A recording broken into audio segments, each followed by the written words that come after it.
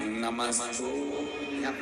एक और अच्छी बात है, बहुत ध्यान लगाकर सुनिएगा जरा। जितने आस्था चैनल पर सुन रहे हो, यूट्यूब पर सुन रहे हो,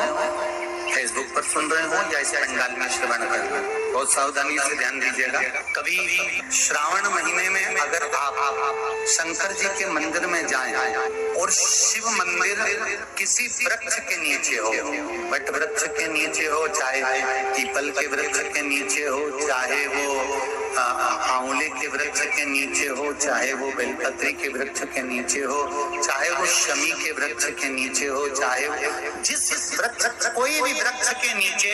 अगर कोई शिवालय है, शंकर जी का कोई मंदिर या शंकर जी का कोई शिवलिंग रखा होगा, तो एक दुर्वा किसी भी श्रावण महीने में तुम जब भी किसी शिवालय में जाए, जिस वृक्ष के नीचे शिवलिंग, उस शिवलिंग पर ये शिवलिंग रखा हुआ है, ये जलाधारी, जलाधारी पर जहाँ शिवलिंग रखा हुआ है वहाँ कटी भाग माता पार्वती जी का हस्तकमल, उसके ऊपर रखा हुआ है शिवलिंग, सामने अशोक सुंदरी और भगवान शंकर के दोनों पुत्र गणेश कार्तिकेय, ऊपर से जल गिरता है जया विषहारा शामलीवारी दौतली देव, ये भगवान शंकर की 5 बेटियां। तो जो कटी भाग,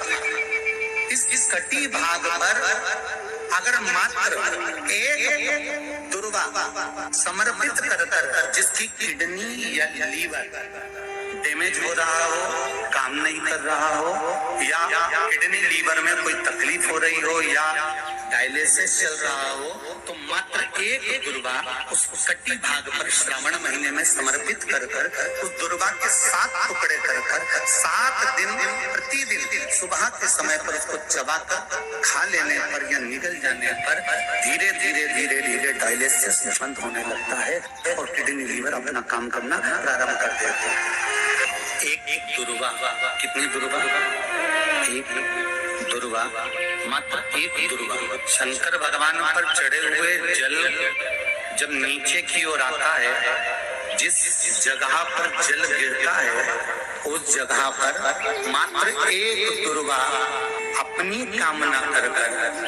इस शरीर के सुख के लिए शंकर भगवान के जल गिरने वाले स्थान के पास में अवधूतेश्वर महादेव के नाम से रख दी जाती है, तो जिंदगी में कभी बड़ी बीमारी नहीं आती। उसी तरह इससे रोग को समाप्त करने के लिए दुर्वा का प्रयोग किया गया। आप लोगों ने पूर्व में जो शिव महापुराण की कथा कुबेरेश्वर बाबा की तरह से करी थी, वो आप लोगों को ध्यान में होगा। दुर्वा कैसे उत्पन्न हुई थी, दुर्वा का महत्व क्या है, कितनी दुर्वा चढ़ाना चाहिए, कैसी दुर्वा चढ़ाना चाहिए, दुर्वा की उत्पत्ति कहाँ से हुई है, दुर्वा